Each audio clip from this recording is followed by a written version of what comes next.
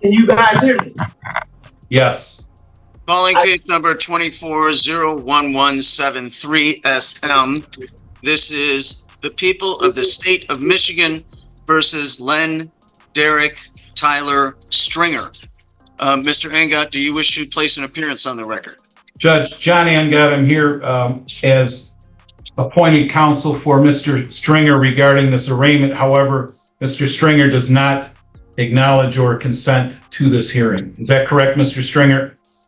I do not identify. I identify as the beneficiary that is here to protect Len Derek Stringer.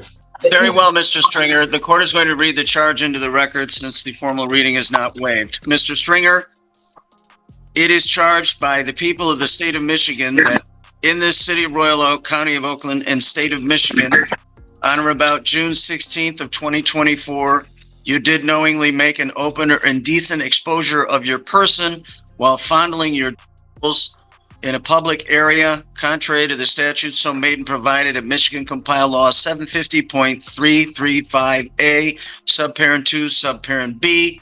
The court advises you that this is referred to as a Tier 1 offense under the Sex Offender Registry Act. If the victim is a minor, it is a Tier 2 offense. If you have a prior conviction for a Tier 1 offense, it is a Tier 3 offense. If you have a prior conviction for a Tier 2 offense. This is a high misdemeanor, punishable by up to 2 years in the state prison and up to $2,000. Also, a mandatory collection of DNA identifying profiling samples. There is a count 2 misdemeanor in that on the same date you did knowingly make an open or indecent exposure of your person contrary to the statute so made and provided at Michigan Compile Law 750.335A, subparent 2, subparent A, commonly known as indecent exposure. At this time, the court enters not guilty pleas on both of these matters, so that Mr. Stringer's presumption of innocence under the constitutions of Michigan and the United States are preserved. Sir, excuse me, sir. You have not talked to my beneficiary yet. You have not talked to the person who owns the estate. The clerk initiates People versus Stringer, and despite appointed counsel stepping in, the defendant refuses to identify himself, claiming beneficiary status. The judge reads 2 indecent exposure charges, details sex offender tiers, a possible 2-year sentence, fines, and mandatory DNA sampling. A not guilty plea is entered amid palpable courtroom tension. Presumption of innocence is emphasized, heightening the clash of defiance and procedure. Mr. Engott, the court is making a notation of court-appointed counsel to run through the IDSO office, and that new counsel, as appointed by Mr. Mena, can make whatever judgments they wish to make and make any motions they wish to make at Mr. Stringer's first probable cause conference. Mr. Stringer, this matter is now being set for a probable cause conference. That will be on a new date. The law entitles you to what they refer to as a preliminary examination within 21 days of this arraignment today. If probable cause is either found or waived at that preliminary examination, the matter will be bound over to the Oakland County Circuit Court for further arraignment, trial, and proceedings. The court must now set bond in this manner. That's not intended to prejudge or punish you. You are presumed innocent, Mr. Stringer. However, the court must set bond in order to ensure your reappearance to court and afford any necessary protection for the public. In that regard, the court would first hear from Detective Keith Baringa of the Royal Oak Police Department. Then the court would hear from your attorney, Mr. Stringer. Detective Baringa, please proceed. Thank you. He currently has 2 warrants out of the state of Texas for assault and also in assault with injury to family violence out of Texas. He also has a lengthy criminal history out of Texas, going from as recent of these warrants, which were entered last year, back to around 2015, receiving charges for evading arrest and detention, unlawful possession of a firearm by a felon, assault, family and house member impeding breath or circulation, several other assault charges, a weapons charge, and then also like falsifying information or government documents. I'm not sure if that's just like a generic false ID case or not, but multiple felons out of Texas. I'm not sure how long he's been in Michigan. He has no current cases out of Michigan that I'm aware of. His criminal history, he has assault from 2019 out of Parkwood Woods, which looks like it was deferred as assaulting a public officer or obstructing, where he got served 9 days ago. And that is it out of Michigan. Anything further? I would also ask that he not be allowed to return to any public or private pools in the city of Royal Oak or parks, grass areas adjacent to it. Or have that continue to. Thank you very much. Mr. Angot. Judge, as noted by the court, the presumption of innocence is absolute at this point. And so we must start from there. Mr. Stringer, or the person purporting to represent Mr. Stringer, is a business owner. Detective Binga exposes Stringer's tangled past. 2 outstanding Texas warrants for assault and family violence, and a criminal history spanning evading arrest, weapons offenses, falsifying documents, and multiple assaults. He urges bans from pools and parks to protect the community. Defense counters with a GPS tether proposal, touting a 3-foot geofence over cash bail. This standoff dramatizes the court's challenge in balancing public safety against individual liberty. Judge, despite the fact of these charges and what was listed by the detective, I believe that with the GPS tether, that certainly would give this court, pretrial services, and any other entity overseeing Mr. Stringer during the pendency of this matter, notice of where he would be within 3 feet, is my understanding, with that tether. I don't think a cash bond is necessary. I would ask the court to give him a personal bond with the GPS tether. Thank you very much. The following conditions will apply to Mr. Stringer's release. Mr. Stringer will appear for all his future dates as directed. He will abide any valid order or judgment entered in this case. Mr. Stringer, you will not leave the state of Michigan without permission of the court. Please don't commit any crimes while you're on release status. You will notify the court in writing of any change of address, telephone, or email. Mr. Stringer will be making reports to pretrial services, and they will supervise his release. There will be no use of alcohol, marijuana, or any other controlled substance without a valid prescription from a treating physician, and Mr. Stringer will abide a substance abuse testing and monitoring program. No purchase or possession of a firearm or other deadly weapon. Mr. Stringer shall not harass, intimidate, beat, wound, or threaten Linda Marino and Chad Stransky, nor will he cause, through himself or through any third party, to have direct or indirect contact with said individuals. Mr. Stringer will not enter the cities of Royal Oak or Berkeley except for court, work, or medical treatment. And at this time, there will be 2 ETGs per week for control alcohol consumption and 3 controlled substance tests a month. Given everything that's before the court at this time, the court will set bond in the amount of $50,000, cash or surety, no 10% allowed at this time. If Mr. Stringer wishes to bring various motions before the examining judge, and that could include a motion to modify his bond, that is his right and his privilege, but at this time, that is the bond as set by this court. Mr. Stringer, that concludes your arraignment, sir. Sir, so I can't get out on a personal bond? That's correct, Mr. Stringer. You cannot get out on a personal bond. 50,000 cash or surety with the appropriate conditions that were already listed by the court. That completes your arraignment, sir. The judge imposes strict release conditions, mandatory court appearances, travel bans outside Michigan, sobriety monitored by EDG, and drug tests, no weapons, and no contact with alleged victims. A $50,000 cash bond with no 10% option is set. Stringer balks, questioning the court's power over a dead entity. But the bench reaffirms jurisdiction through sworn testimony and venue. The scene crackles as formality meets defiance. a vivid display of procedure absorbing theatrical protest.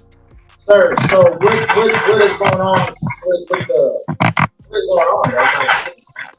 I'm sorry, sir? I'm being charged. I'm being charged for entity that is. Can you please move up so the court could hear you? I said, how do you charge a dead entity, sir? I'm sorry, say that again? How do you charge a dead entity, sir? And It just happened right before your eyes. The court has jurisdiction over you, sir. Venue and jurisdiction have been established by sworn testimony. That completes your arraignment. Good luck to you. We're about to go to war. Len Stringer, 24-01173. Good morning, Your Honor. Samira Malus on behalf of the people. Good morning, Judge. For the record, David M. Sunuko appearing on behalf of Mr. Stringer. All right, Mr. Stringer, state your name.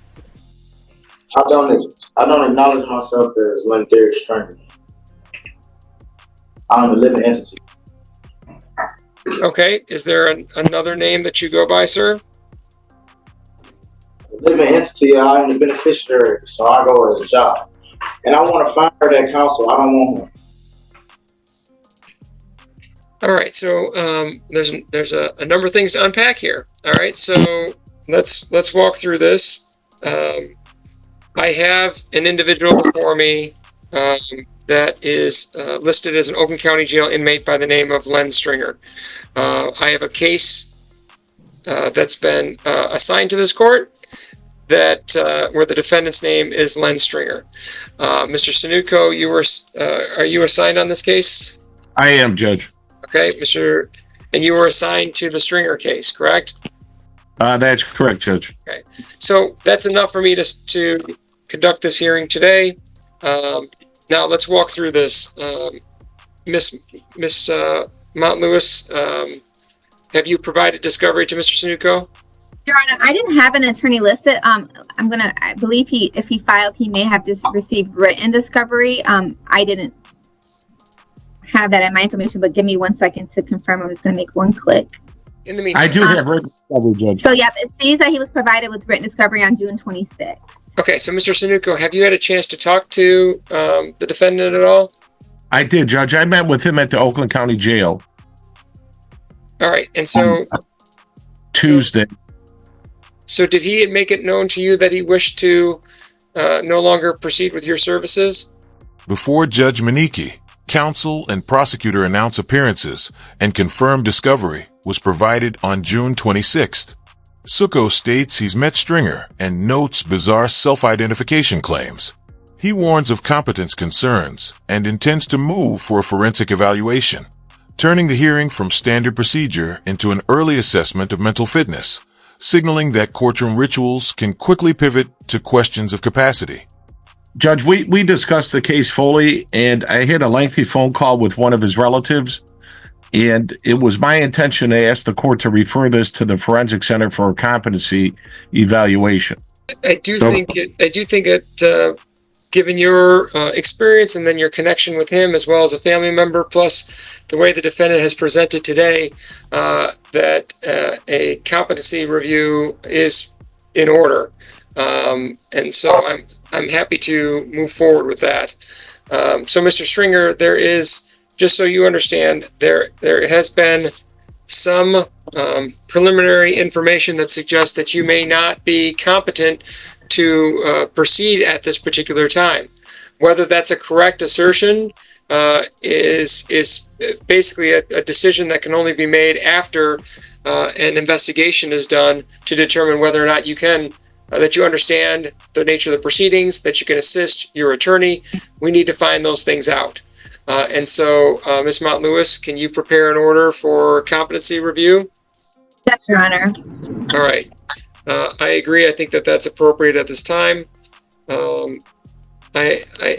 recognize that the defendant has made a request to have Mr. Sunuko removed from the case based on the information, though, that I've sort of observed at this time, as well as information received by Mr. Sunuko.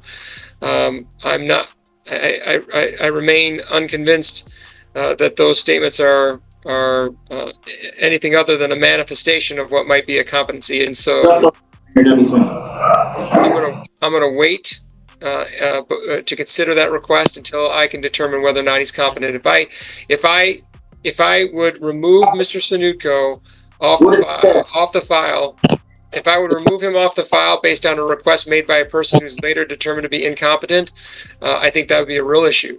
And so at this point in time, I'm going to grant the request. What label? Excuse me. Evaluation. What labels me incompetent? My intelligence, because I have a high. Judge Maniki stresses that waiving counsel requires proven competence, warning any uninformed self-representation risks voiding convictions. He orders a forensic evaluation of Stringer's mental fitness. The request to fire counsel over alleged communication lapses is deferred pending results. A pretrial report flags untreated mental health concerns, highlighting the court's careful balancing of rights and reality and justice's need for medical assessment when capacity is unclear. There are different legal standards, but really it comes down to whether or not you can understand the nature of the proceedings at this time, that you have the ability. I oversee the nature of the proceedings. That you have the ability to assist your attorney in your defense. To withdraw, sir. I do not want my legal counsel. Actually, he did not reach out to the person that my relative told him to reach out to my father, and he didn't do that. My father was going to tell him that we wanted him to withdraw. He did not reach out to my father. He only reached out to Stephen Taylor. Stephen Taylor gave him my father's number, and he did not do that. So I would like him to withdraw from my case, sir. I have no. So he isn't competent enough for me, honestly. So I do have, in addition to the information that's been provided, I have a recommendation from pretrial services that suggests that there are untreated mental health concerns, and the nature of his criminal history and criminal contacts suggests that there may be significant mental health, untreated mental health issues. So, Mr. Stringer, I've heard your concern at this time. I'm not going to grant your request until I get a better idea of what your current mental health status is.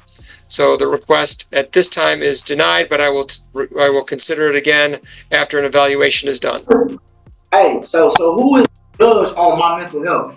Because you can't obviously be a judge because, sir, I'm with my law, sir. So first off, I do not acknowledge myself to be Lindare Stringer, the corporation in capital letters. No, sir. I appreciate that, and that's why I let you make a record, and I appreciate that. I just, based on what I've seen, I disagree with your position right now, and we'll get you evaluated. You cannot. That's enough for now, and then we'll have you evaluated by the evaluated by the forensic center, and we'll go from there. Thank you, Mr. Sanutko. Bond is continued. Do we have a new date, Judge? We'll set it 90 days out. Very good. Thank you, Judge. Thank you. Stringer erupts in sovereign citizen rhetoric, defiantly questioning the court's power. The judge holds firm, scheduling a 90-day competency evaluation. The segment closes with an outro and a prompt to like and subscribe, marking a shift from courtroom drama back to channel engagement. If you like this video, hit the like button and subscribe to the channel, and we'll see you in the next video.